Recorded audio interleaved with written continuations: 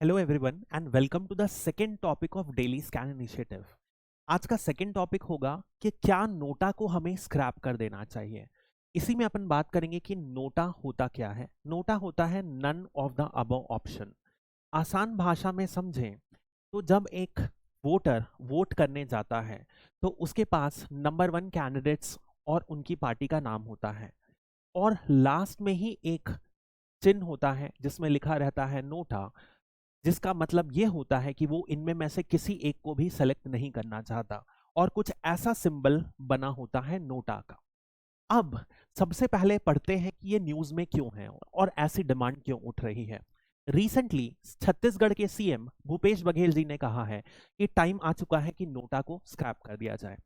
केवल छत्तीसगढ़ के सीएम ही नहीं, बहुत सारे लोग, इनफैक्ट जब नोटा को इंट्रोड्यूस किया गया था उसी समय सीपीआई पार्टी ने कहा था कि NOTA is an ineffective weapon. ये बिन पेंदी का नोटा है, इसका कोई मतलब नहीं है।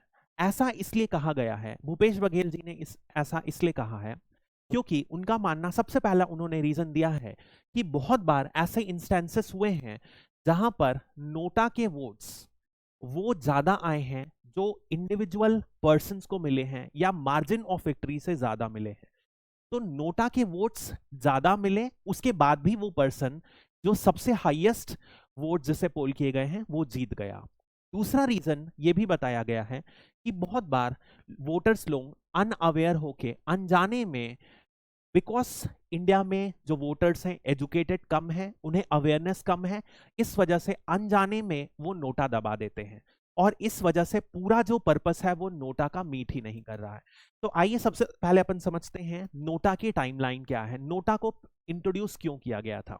जब ईवीएम इलेक्ट्रॉनिक वोटिंग मशीन्स नहीं थी तब वोटिंग होती थी बैलेट पेपर से।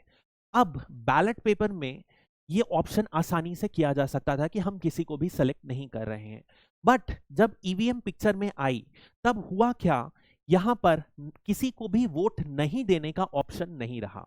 इस वजह से अब इफ सपोज मैं एक वोटर हूं, मुझे किसी को भी वोट नहीं देना है, तो मैं बूथ में, पोलिंग बूथ में गया, वहां के इंचार्ज से कंसल्ट किया और उनसे मुझे थंब लगा के एक अलग पेपर में साइन कराना रहता था कि ये किसी को भी वोट नहीं देना चाहते। In short they would be using NOTA. ऐसा प्रोविजन था। अब इस प्रोविजन में सबसे बड़ी दिक्कत क्या आई, जब यदि एज एन इंडिविजुअल मैं किया तो मेरी सीक्रेसी खत्म हो गई, मैं किसको वोट करूं या नहीं करूं ये खत्म हो गया। और यही यूज करके पॉलिटिकल पार्टीज, पॉलिटिशियंस, हो सकता है किसी इनोसेंट वोटर को हरास करे। जरूरत थी सीक्रेसी की। इसी वजह से जब ये इशू गया सुप्रीम कोर्ट में तो एक बहुत फेमस केस है PUCL, people's union for civil liberties का एक केस हुआ 2013 में। उसमें सुप्रीम कोर्ट ने माना कि नोटा की जरूरत है। एज अ रिजल्ट पहली बार जब 2013 में इलेक्शन हुए तो नोटा को यूज किया गया। अभी जिन स्टेट्स में इलेक्शन हो रहे हैं वही 5 स्टेट थे एक्सेप्ट तेलंगाना।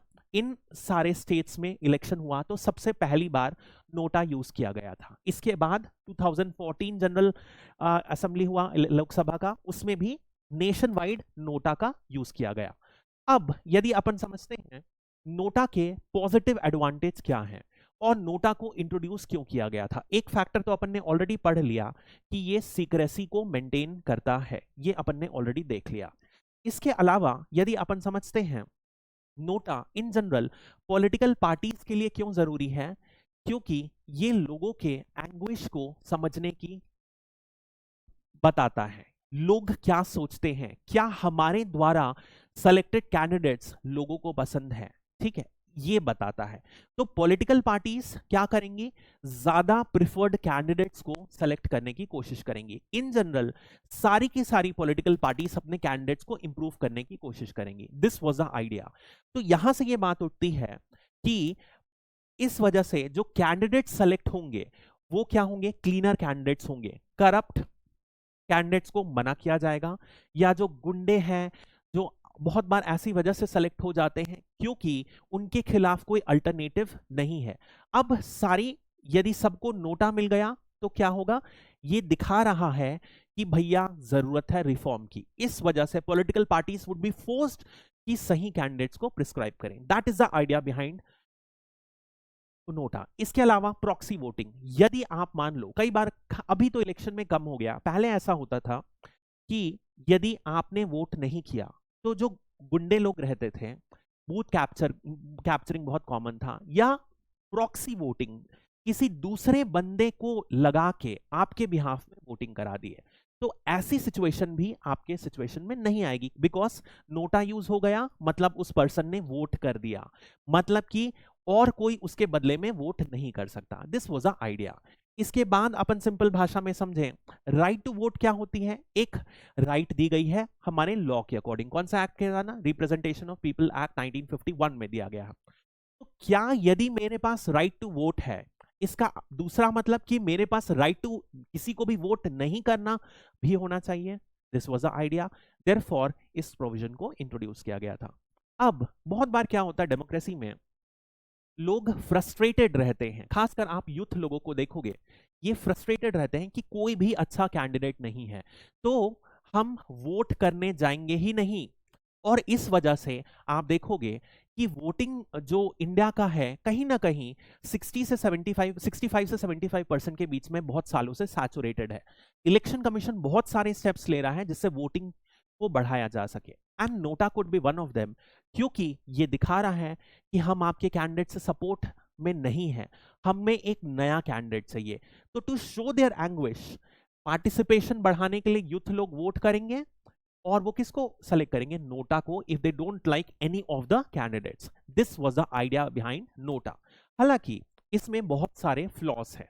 तो सबसे पहला अपन समझें, तो यदि किसी को मान लो नोटा में आए 78 या लेट्स से 90% वोट आए, एक पार्टी 1 को मिला 5% वोट, पार्टी 2 को मिला 6% वोट, एंड पार्टी 2 को मिला 4%। तो ideally the situation should be, NOTA के कैंडिडेट होने चाहिए और सारे के सारे को कैंसिल नहीं, मतलब नोटा को ज्यादा मिला तो किसी भी को सेलेक्ट नहीं करना चाहिए। बट होता क्या है, जो हाईएस्ट वोटर है P1, उसे इलेक्ट घोषित किया जाता है। मतलब कि आसान शब्दों में समझा जाए तो NOTA is a kind of invalid voicing, मतलब कि आपका वोट इनवैलिड डिक्लेयर हो जाता है। उस वोट को यह नहीं माना जाता कि आपके वोट की वजह से विनिंग में कोई भी इंपैक्ट नहीं आता। That is the idea. So this also means that यदि ये सेलेक्ट हो गया तो दोबारा इलेक्शन नोटा ज्यादा है तो उसकी वजह से नहीं होगा। ठीक है, भले ही 99 लोगों ने नोटा में किया, लेकिन जो एक वोट जिस कैंडिडेट को मिला वो जीत जाएगा, उसे डिक्लेयर कर दिया जाएगा जीतना। मतलब कि जो इंटेंशन थी कि सिस्टमैटिक चेंज आएगा, पॉलिटिकल पार्टी सही कैंडिडेट्स को पिच आउट करेंगे, ऐसा नहीं पाया गया। इनफैक्ट एक एनजीओ है, एसोसिएशन फॉर डेमोक्रेटिक रिफॉर्म्स, उसने एक स्टडी की थी और ये पाया था कि क्रिमिनलाइजेशन ऑफ पॉलिटिक्स, मतलब कि कितने क्रिमिनल्स लोग पॉलिटिक्स में एंटर कर रहे हैं, उसकी संख्या नोटा से इंट्रोड्यूस करने के बाद अभी तक लगातार बढ़ रही है। मतलब कि पार्टीज ने अपना बिहेवियर चेंज नहीं किया कि वो सही कैंडिडेट को पिच करेंगे, तो जो पर्पस था वही मीट नहीं हुआ, तो नोटा का क्या मतलब?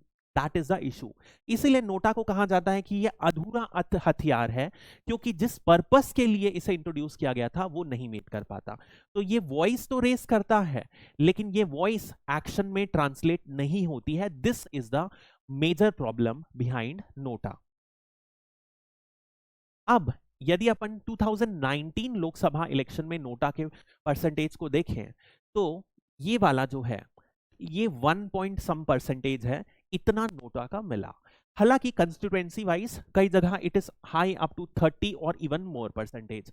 तो लोगों को तो अवेयरनेस है नोटा के बारे में, बट उसकी इफेक्टिवनेस कितनी है, उसे कितना वेपनाइज किया जा सकता है वोटर्स के द्वारा, वो अभी भी डाउटफुल है। इसीलिए एसोसिएशन फॉर डेमोक्रेटिक रिफॉर्म्स कुछ सजेशंस देती है। ये सजेशंस एडीआर के द्वारा दी गई हैं। इनका सबसे पहला कहना यह है कि ऐसी कंस्टिट्यूएंसी में जहां नोटा का जो वोट है वो ज्यादा है बाकी सब कैंडिडेट से, तो उस कंडीशन में क्या होना चाहिए कि कोई भी कैंडिडेट को विजेता घोषित नहीं करना चाहिए। If NOTA is the highest, किसी भी पार्टी के लीडर्स को विजेता नहीं घोषित करना चाहिए। इसका मतलब क्या होगा? There has to be re election और इनकी सेकंड सजेशन है, इस री इलेक्शन में किसी भी ऐसे कैंडिडेट्स को नहीं परमिट करना चाहिए जो पहली बार में इलेक्शन हार गए हैं, क्योंकि लोगों ने उन लीडर्स को रिजेक्ट कर दिया है। एंड देन उसके बाद जब चुनाव होता है, उस चुनाव में जो 50% से ज्यादा वोट जीते, केवल और केवल उसे ही इलेक्टेड घोषित किया जाना चाहिए। सो इस तरीके से एडीआर का मानना है कि NOTA could be made more effective weapon.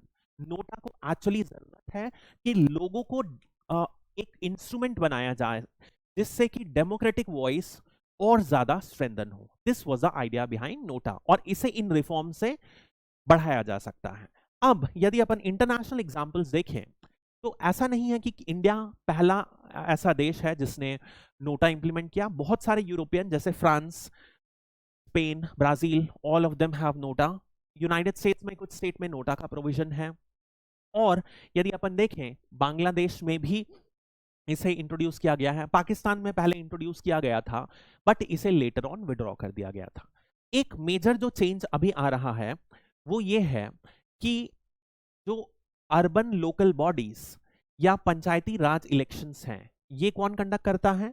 इनका जुरिस्डिक्शन आता है स्टेट गवर्नमेंट के अंदर, जिसे स्टेट इलेक्शन कमीशन कंडक्ट कराता है। तो इनके जो भी रूल्स हैं वो स्टेट गवर्नमेंट बनाता है related to the local level elections. तो कई स्टेट्स ने ऐसा इंट्रोड्यूस किया है, यदि किसी कंस्टिट्यूएंसी में नोटा के वोट्स ज्यादा हों तो वहां पर री इलेक्शन की बात होगी। This has been introduce at the state level. इसमें में से जो दो स्टेट्स आते हैं, महाराष्ट्र एंड गुजरात, ये दो मेजर स्टेट्स हैं जिन्होंने इसे इंप्लीमेंट किया है, और ऐसा कई तरफ बात की गई है। मतलब कि even India and in particular some states have adopted progressive move, जिससे कि नोटा और इन जनरल डेमोक्रेटिक डिसेंट्रलाइजेशन बढ़ेगा। पॉलिटिकल पार्टीज को सही कैंडिडेट्स को चूज करने के लिए इंसेंटिवाइज किया जा रहा है। This is the idea. ठीक है, that's all for NOTA. I hope you liked it.